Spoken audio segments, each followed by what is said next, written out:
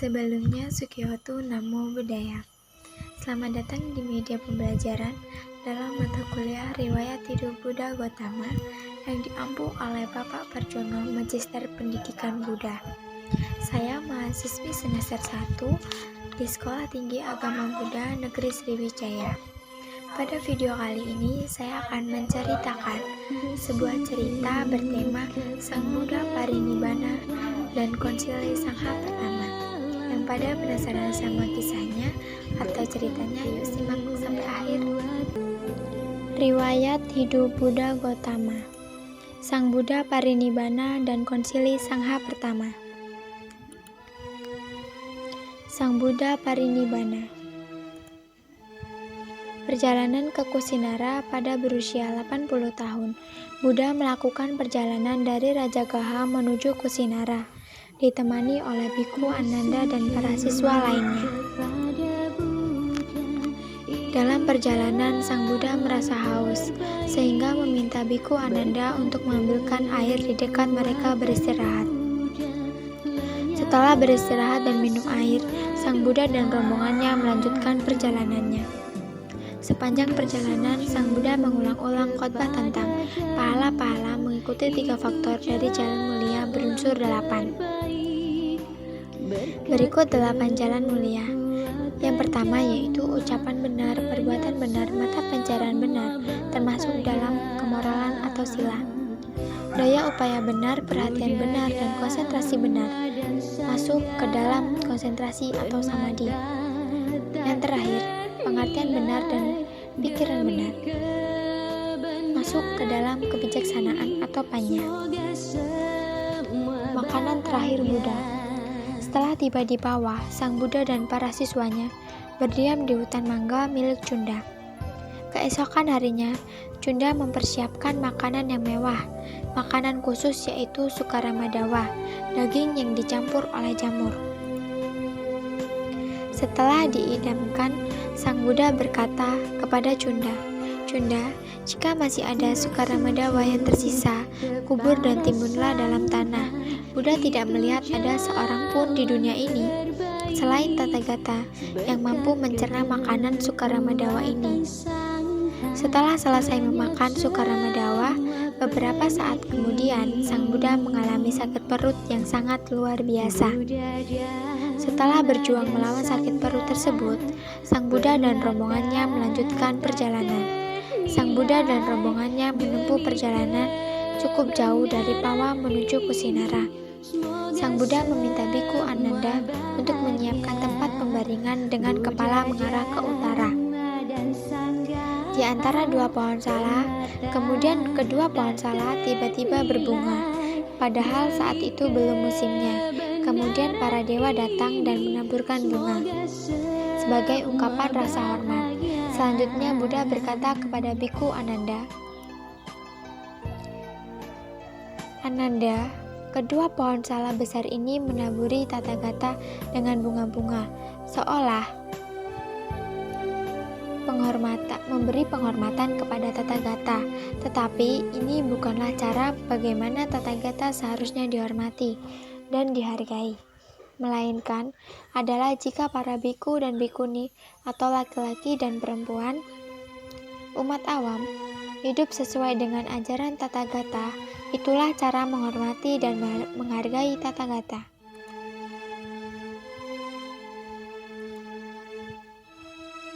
Tempat suci untuk menghormati Buddha. Yang pertama yaitu Taman Lumbini, tempat kelahiran Bodhisattva Siddhartha. Yang kedua, Bodhigaya, tempat Bodhisattva Siddhartha mencapai penerangan sempurna. Yang ketiga, Taman Rusa Isipatana, tempat Buddha memutar roda dhamma. Yang keempat yaitu Kusinara, tempat Buddha mencapai Mahaparinibbana atau wafat. Nasihat terakhir dan parinibbana. Sang Buddha berkata kepada para bhikkhu, "Jika ada di antara kalian yang mempunyai keraguan terhadap Buddha, Dhamma, dan Sangha, tanyakan kepada Tathagata sekarang atau yang akan datang, engkau akan menyesal karena tidak bertanya ketika Tathagata masih bersama kalian." Selanjutnya, kata-kata terakhir yang diucapkan oleh Sang Buddha. Perhatikan, oh para biku, inilah nasihat terakhir Tathagata kepada kalian.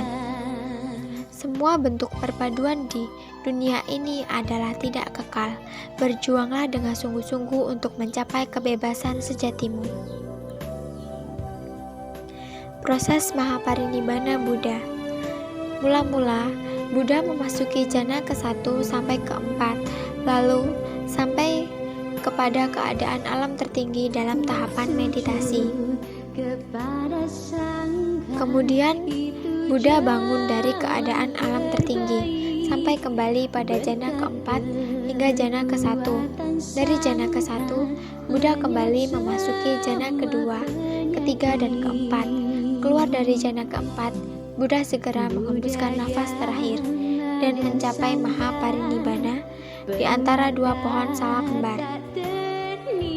Mahaparinibbana Buddha terjadi pada tahun 543 sebelum Masehi, pada saat Purnamasiddhi di bulan Waisak. Perabuhan jenazah Sang Buddha. Setelah Sang Buddha mencapai Mahaparinibbana, Buddha Anuruddha berbincang kepada Biku Ananda untuk memberitahu bahwa Sang Buddha telah wafat. Ketika jenazah Buddha disiapkan untuk diperabuhan, 4 orang lain dari suku Mala menyalakan api untuk perabuhan jenazah Buddha. Apa yang terjadi sungguh ajaib. Berkali-kali mereka mencoba menyalakan api, tapi tidak berhasil menyalakan api. Api tidak menyala karena para dewa tidak menghendaki agar api tidak dinyalakan dahulu, karena menunggu kedatangan rombongan dari Arya Mahakassapa yang perjalanan untuk memberi hormat di kaki jenazah Sang Buddha.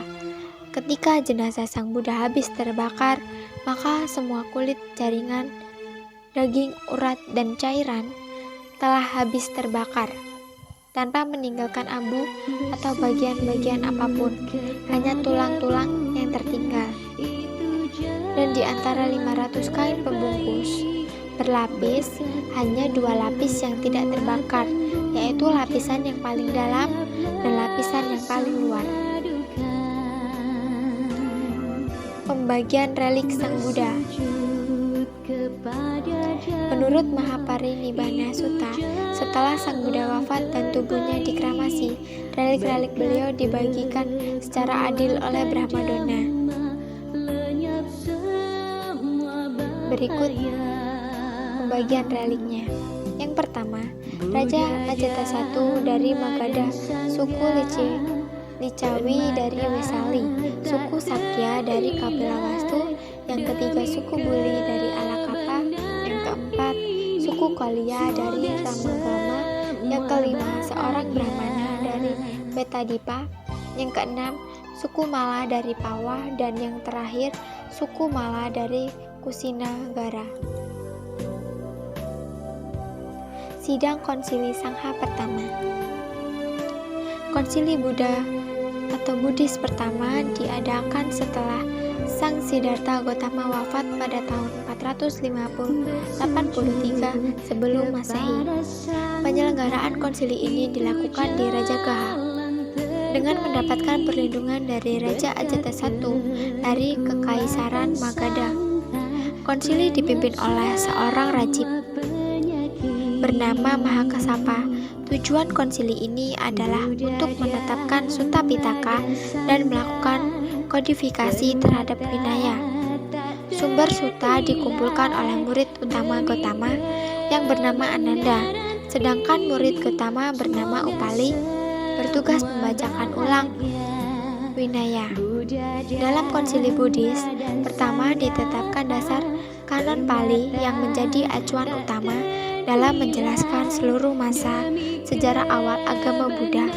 Konsili yang diikuti oleh 500 arahat diadakan di Rajagaha.